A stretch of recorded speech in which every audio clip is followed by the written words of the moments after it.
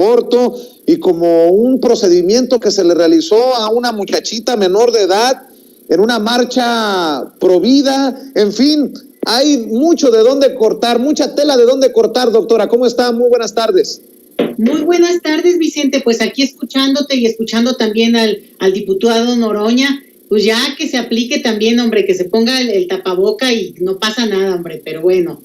Oye, está muy calientito este tema que tú mencionas, porque fíjate que a mí me preocupa mucho, Vicente, porque una cosa es un debate que tiene que ver con la salud pública, un debate que ya en todas partes es clarísimo que tiene que ver con proporcionar una serie de condiciones para que las personas que por causas morales, religiosas, personales, ideológicas, y ese debate lo dejamos aparte, toman decisiones sobre sus propias vidas y sus propias condiciones, ¿sí? El Estado, los estados, están obligados a ofrecer condiciones para que las personas no tengan que hacer, pues, digamos, una serie de decisiones de sanidad en términos ni clandestinos ni en condiciones de, digamos, insalubres. Y esa es la responsabilidad del Estado. Entonces, no hay debate. ¿Por qué no hay debate? Porque una cosa es la esfera moral, personal, religiosa, que cada uno debe tener consigo mismo siempre ante cualquier tema, Vicente. Y otra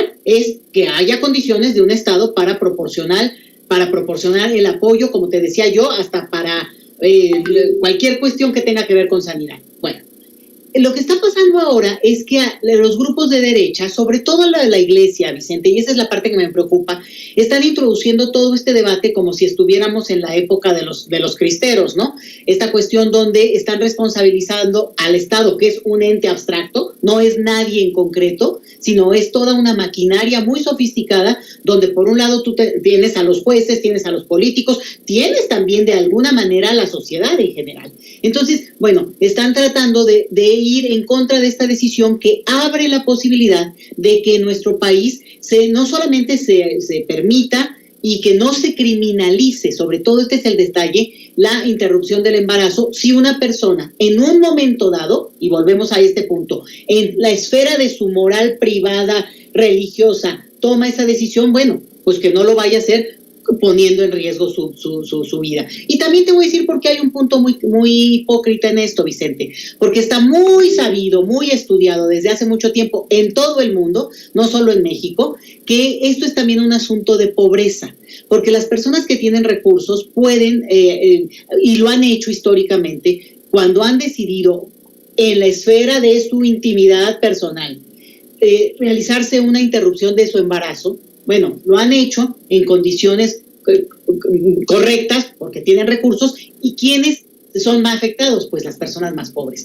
Entonces, esto es un asunto que además criminaliza a la pobreza y a las mujeres pobres. Entonces, en ese escenario se levanta una nueva disputa.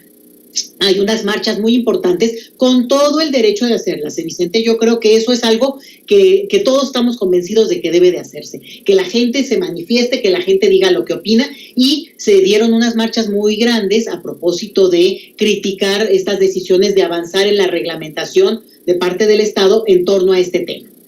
El punto, Vicente, es que siguen en la esfera de lo personal, lo ideológico, y bueno, pues por eso no convencen, ¿no? Convencen obviamente a sus feligreses, y yo creo que está bien. Es que nadie está obligando a las personas, y ese es el punto que yo quiero recalcar, Vicente. Se trata de crear condiciones si alguien, en última instancia, toma esa decisión, que lo haga con salud y no lo haga arriesgando su vida.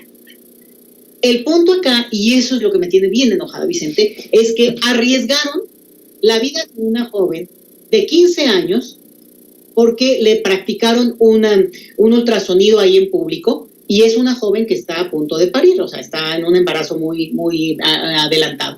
Entonces, el punto aquí es que primero la exhibieron como si fuera monito de circo, y la otra cosa es que quisieron generar una narrativa en la cual justamente, a ver, esta chica como apostando por la vida, y eso es absolutamente muy bien, aplaudible. Esa joven, bueno, en ese momento estaba ahí, bueno, se puso como de modelo, vamos. El problema es que esa niña justamente representa contra lo que tenemos que estar en contra, Vicente. Una joven de 15 años quiere decir que se embarazó a los 14, y eso no puede ser sino un embarazo violentado.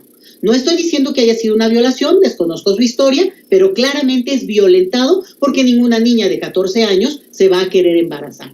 Para eso hay tiempo y para eso hay vida. Y justamente la consigna internacional de las niñas no son madres, Vicente, tiene que ver con que no debe haber esta condición donde menores de edad, a riesgo de su propia vida, de su físico que está en desarrollo, de su momento de vida que tiene que estar para ser pleno y poderse, digamos, conocer y aprender y integrarse a toda una serie de cosas, que obviamente un embarazo no es el tiempo apropiado para poder desempeñar ese momento de vida. Entonces, a mí me pareció muy lamentable, lo critico muchísimo, Vicente, porque además expusieron a esa joven, insisto, con un embarazo adelantado, que habría que investigar dónde está el padre, si hubo violencia al que esta niña fue sometida por estar embarazada, y sobre todo, quién y a quiénes se les ocurrió una cosa así, porque en su momento tendrán que responder ante la ley, Vicente, porque obviamente aquí hay un asunto donde menores no pueden ser exhibidos públicamente. Sabemos muy bien, incluso ustedes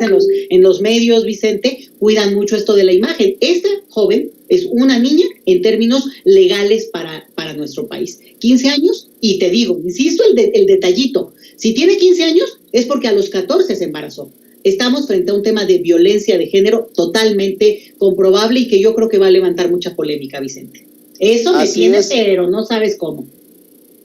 Y detrás de esto está la Iglesia Católica, o un sector de la Iglesia Católica, porque hay que decirlo, esta marcha contra el aborto pro vida del fin de semana, en el que se hace este teatrito, con mucho respeto lo digo, apareció Monseñor Héctor Pérez de la Arquidiócesis Primada de México celebrando la marcha contra el aborto, y aquí están sus declaraciones. Obviamente no se refiere a esta niña exhibida por los organizadores, no sé si con el permiso o no de sus padres, y si no fue con el permiso de los padres, pues qué demandón se les viene encima. Gracias a todos, aquí estamos en el inicio de la marcha por la mujer y por la vida. Gracias a todos estos laicos que han salido a manifestarse por el amor a la vida, y a todos aquellos que desde casa nos acompañan, también los invitamos a orar juntos para que como católicos y como cristianos nunca cedamos en el amor a la vida y en el amor al bebé que viene en camino. Que el Señor los bendiga en el nombre del Padre, y del Hijo y del Espíritu Santo. Amén. Oiga, doctora, si tantas ganas tienen de hacer videitos en la Iglesia Católica, que también se posicionen sobre lo dado a conocer por los Pandora Papers, esta investigación, macroinvestigación, mega investigación, los legionarios de Cristo, del violador de Marcial Maciel, porque no le podemos decir padre, sacerdote, el violador de Marcial Maciel, llevaron 295 millones de pesos a sociedades opacas. ¿De dólares? A ver, ¿dólares o pesos? Ah, carambas. Ahí le voy a conseguir el dato. No sé si son dólares o pesos, pero ya son un chorro de dinero. Si quieren posicionarse, que también hablen de las finanzas del cielo, como se le llama a este reportaje del periódico El País, doctora. Digo, con mucho respeto, yo soy católico, pero entiendo que hay personajes distraídos en nuestra iglesia. Qué bueno que dices esto de ser católico, Vicente, porque yo creo que tiene que quedar completamente claro, y por lo menos es mi posición, que esto no se trata de una cuestión de cuestionar ni mucho menos la religiosidad de cada uno. Eso, al contrario, y la celebro, y me encanta, insisto, que se manifiesten políticamente. Eso, ni duda. El punto acá es, como tú dices, a ver, todas estas otras partes que justo no son prácticas religiosas y que abusan de la inocencia de personas que la gente, también diste en el clavo con un punto. Dices, ¿quién sabe si esta niña de la que estábamos hablando le dieron permiso o no sus padres de, fíjate, como si fuera justamente mascota? Como si no fuera una persona que tiene la cabalidad de decidir o no decidir. Pues claro, porque es una menor y entonces seguramente son los padres los que están ahí manipulando, y si no, tendrán que desdecirse de esa situación. Bueno, te digo que yo creo que se les va a complicar bastante el punto. Pero volviendo a este tema, ahí es donde entra lo de las hipocresías múltiples.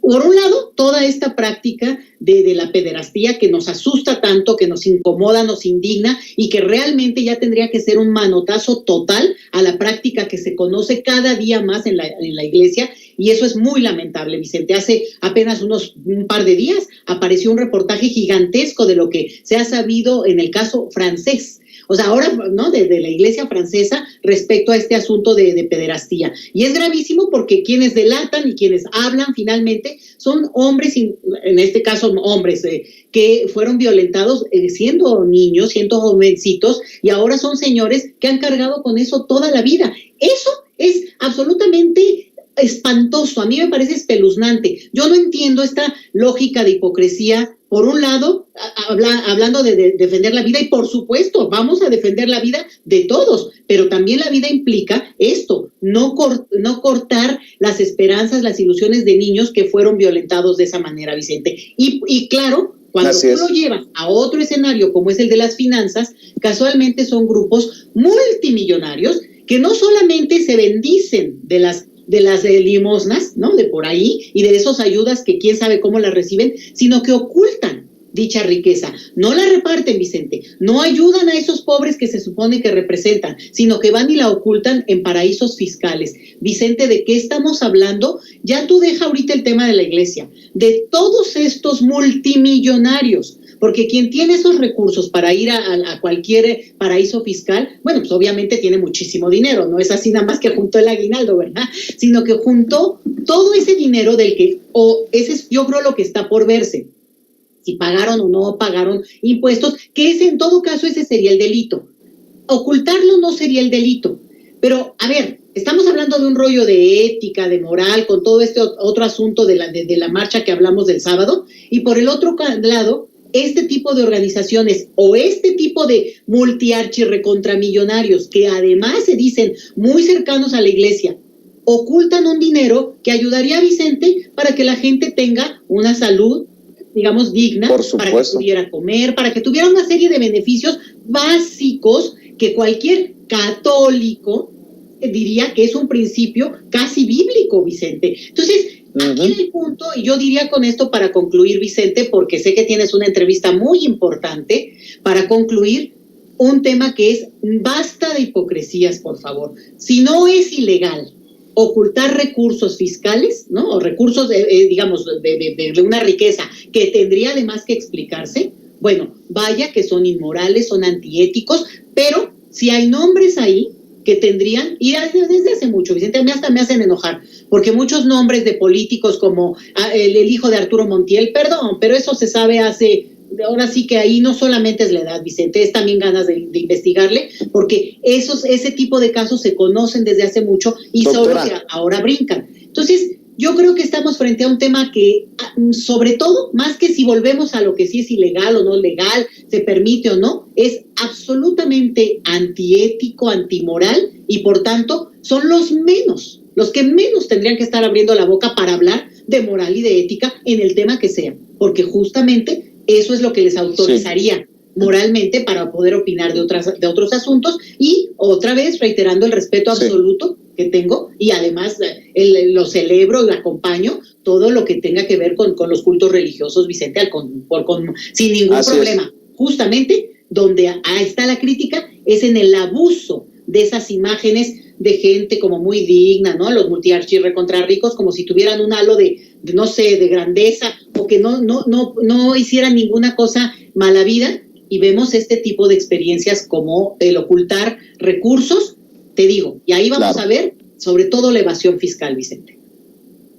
295 millones de dólares ya confirmados, de dólares, no de pesos, 295 millones de dólares que metieron a paraísos fiscales los legionarios de Cristo. Y nada más para dar mi opinión, pues estos sacerdotes que han callado como momias ante los abusos sexuales de otros sacerdotes, seguramente están en contra del aborto y quisieran que las niñas violadas pues den a luz a ese fruto de una violación por parte de un religioso. o de qué estamos hablando. Oiga, doctora, tenemos unos minutos, ¿me ayuda con una reflexión? Ya que está mencionando esto de los Pandora Papers, ya vimos los Panama Papers, ya estamos conociendo la trama de Odebrecht, la estafa maestra. ¿De qué nos sirve? A ver, ¿cómo llegamos a entenderlo? ¿De qué nos sirve enterarnos de tantas tranzas? Ayúdeme con una reflexión, doctora. Ay, don Vicente, pues muy corto, en el sentido de decir, esto se está abriendo, pero siempre decimos eso, pero yo creo que se está abriendo en un escenario diferente.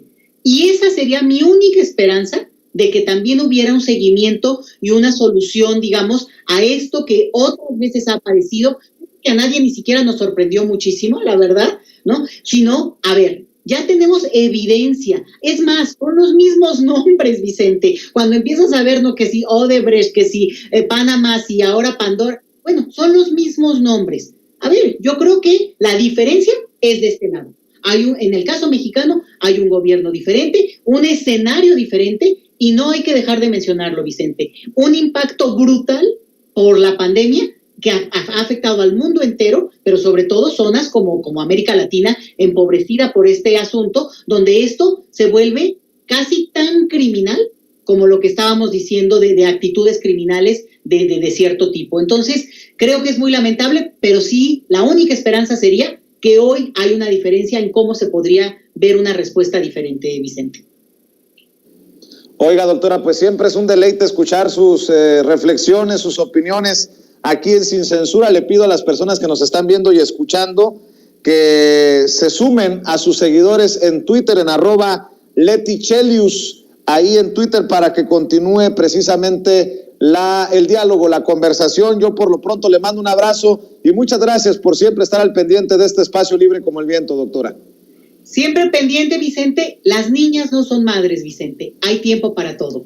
Gracias.